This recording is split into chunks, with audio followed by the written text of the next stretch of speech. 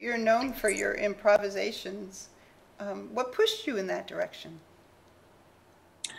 Um, I would put the question in a different way because I started with improvisations. I didn't Nobody or nothing pushed me to that direction. It was a kind of natural for me. A kind of it was When I started to play the piano, I started with two fingers, as everyone does, and I played improvisations because my dad is an amateur musician. He's a great pianist.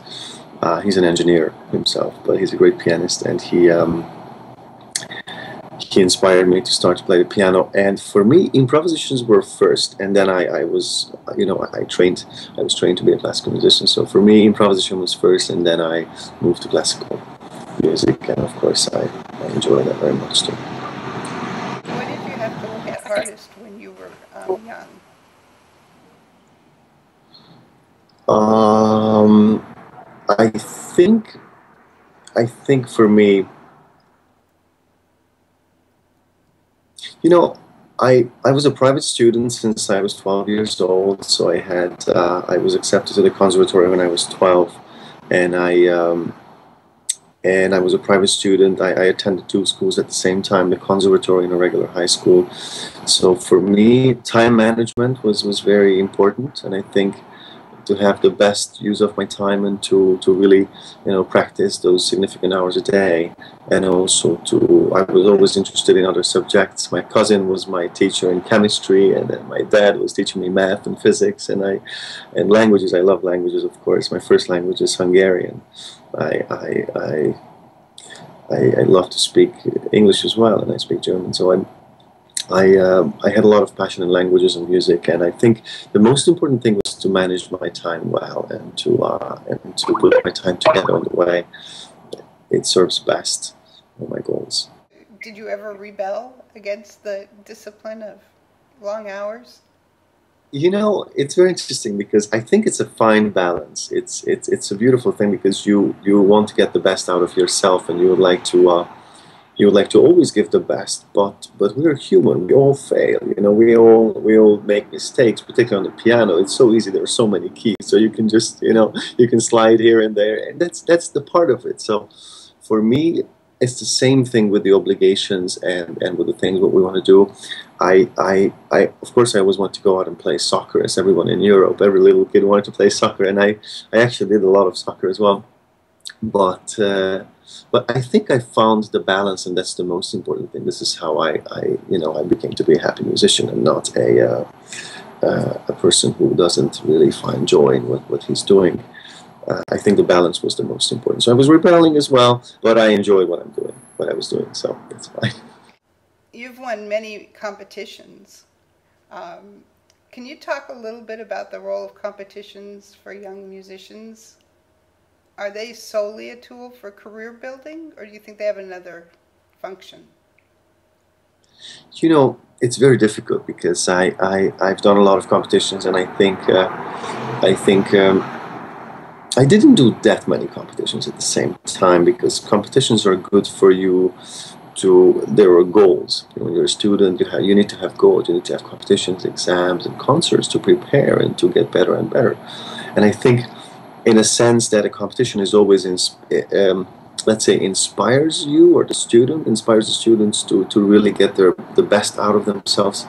They are very important. Also, competitions are to good that people take notes about you. You get the word goes out about you and you're playing, and after a time, you need to forget about competitions because this art is not about competitions. Art is about performing, and art is about giving and building connections between people. Your upcoming recital at Carnegie Hall, it's a benefit for your foundation. Can you talk a little bit about the foundation and your summer music program and how it all came to be? Yes.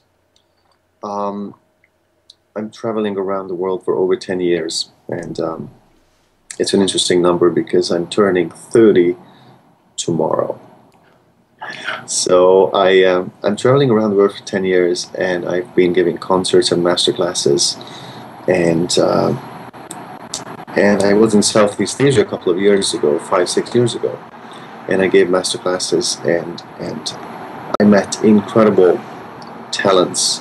I met there was a master class, and a little girl just walked into the room, and she played Wildest Rauschen from Liszt, one of the concert etudes, and when she gave me the sheet music, I took a look at this little girl and I said, "Oh, so what is going to happen now? What is she going to bring into this piece, and how is she going to execute the technical problems?"